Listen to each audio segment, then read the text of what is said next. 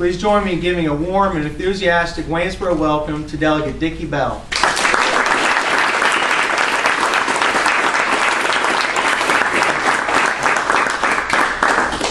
Thank you, Chris. That was very nice. Wow, what a turnout. This is terrific. Thank you so much for coming. It's a pleasure to be here. I am honored to be representing Waynesboro. The redistricting process, I will tell you this, it is the political equivalent to sausage making. And what you hope for is, you don't really want to see everything that goes in, but you hope whatever comes out you can swallow. So that's kind of where we are. And I think it's going to be all right. My roots are deep in this community, in this whole area. And I've had a relationship with Waynesboro for years. I'm looking forward to representing. I am a common sense conservative. That's about the most I have to brag about. I'm not going to pull any punches with you. What you see is what you get. My door is always open. We had two rules when I first took this job on, and I told my staff, you know, the door's always open. We respond to everybody. And if the constituents aren't reaching out to us, then we're reaching out to them. And we've tried to do that. I think we have done it, and I think I know we'll continue to do it. So we're your representative. You know, it's not my government. It's not the Lieutenant Governor's government. It's not Bob McDonnell's government. It's the people's government. And the sooner that we can get everybody thinking that way, the better off we are. Past 2 years have been very exciting for me and very memorable. We did not have this on the radar 2 years ago. Didn't see it coming. And when it did come, when the opportunity came along, we had to give a lot of thought to it. I was pretty well established as a member of the Stanton City Council. Loved my teaching job. I was enjoying coaching and doing all those things. And so we gave it a lot of thought and we prayerful consideration. And it just turns out that we felt like this was a calling more than anything else. And so it cost me my job, and it cost me a lot of angst, I guess, if you will, for about that long, for just about that long. And as I said earlier, when I first got to Richmond, I had to pinch myself a couple of times. I wondered what I was doing there. But by the time I left this session, I felt pretty good, and I was wondering what the rest of those guys were doing there.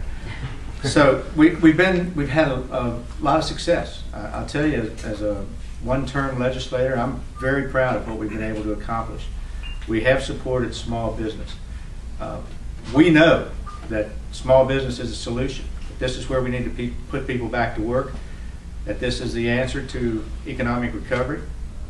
And we're going to do everything we can to continue to support small business, business expansion.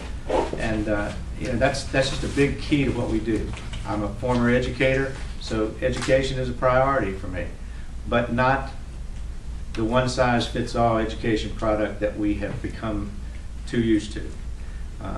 In my first 2 years, I've had passed legislation for virtual education, which is, I believe, and I think the Lieutenant Governor will tell you the same thing, it is the educational wave of the future.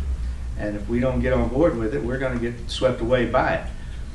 Just recently, we signed a bill that raised the standing of American Sign Language to the same standing as any other foreign language in high schools in Virginia, and for acceptance in Virginia public colleges.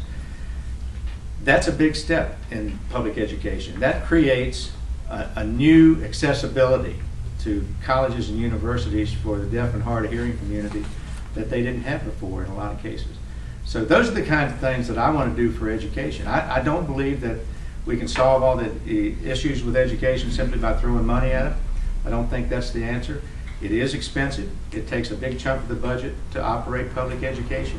The governor put $3 million in a pilot program this year for performance pay for teachers. I think that's way past due. I think performance pay for teachers and administrators has to be part of the mix. We won't lose good teachers by doing that. They will get paid more and they will do a better job. And I have never known a competitive situation that didn't end up giving you a better product, better quality at less cost. It just doesn't happen that way in our country. And so that's what we're expecting from that type of program. There are There are other things on my plate. I have a lot of things I want to do, but I can tell you right now that most of the ideas for legislation that I have aren't mine. They come from people just like you. My constituents bring me ideas all the time. I love the sign language bill because I get a whole group of students across Virginia involved in it. And it was just great. Not just a great piece of legislation, but a great civics lesson for a lot of young folks who now care about government, who've seen how government works, who want to be involved with it. That's a responsibility we have. I've said this before many times, and some of you have heard it. I'm not the world's greatest politician because I don't like the games, and I don't play them very well. I'm sometimes too outspoken. Sometimes I'm blunt about my feelings. But I do have a conscience, and I do believe in doing the right thing. And sometimes that puts me sideways with the wrong people, even the leadership occasionally. For the most part. I'm connected to an administration right now in Virginia that I agree with on most everything because we're moving in the right direction. Under the Lieutenant Governor, who is the job creation man, I guess, for Virginia, a cabinet level position that the governor gave him, our unemployment rate has dropped from 7.2 to 6.1%. We've had revenue increases 13 in the last 14 months. It's not a fluke anymore. It's a trend. And we're trending in the right direction. And I want to continue to be part of that trend. I have some legislation that has not been successful yet that helps small business. I have some ideas that I think will help business and industry across this state.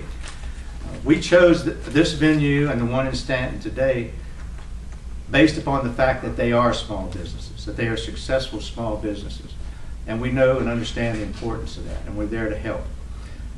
It's important to me that we support social issues, that the moral fiber of this country has eroded a little bit over the last couple of decades. And I had a constituent tell me that we should pay less attention to all that social stuff, more attention to roads and things like that. Well, transportation's important, education's important, everything like that is important. But if we neglect the social issues, and if we neglect the social problems that we have, and we don't address those, none of the rest of it's going to matter very much, I can tell you. That's why I sponsored a piece of legislation to outlaw the synthetic marijuana products and the other synthetic drugs.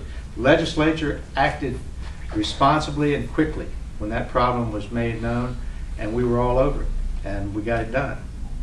Those are the kind of things we have to respond to. There's a lot more that I could tell you. I'm not here to beat my own drum. I just want you to understand that I am a sincere representative of this area, that I'm pleased and proud to be, hopefully, to be your representative. I'm looking for your support. This is my job interview with you, and I hope it's a good one, because I want to stay in the General Assembly, at least for now. I don't have any long-term ambitions or goals to be there forever. It's really not the ditch I want to die in, I don't think. But at the same time, I don't want to die in any ditch. At the same time, while I am there, I want to do a good job.